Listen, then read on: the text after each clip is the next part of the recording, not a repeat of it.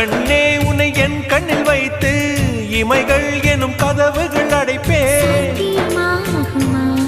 நான் சத்தியம் செய்யவா? தொடு தொடுவெனவே வானவில் என்னை தூரத்தில் அழைக்கின்ற நேரம். உவா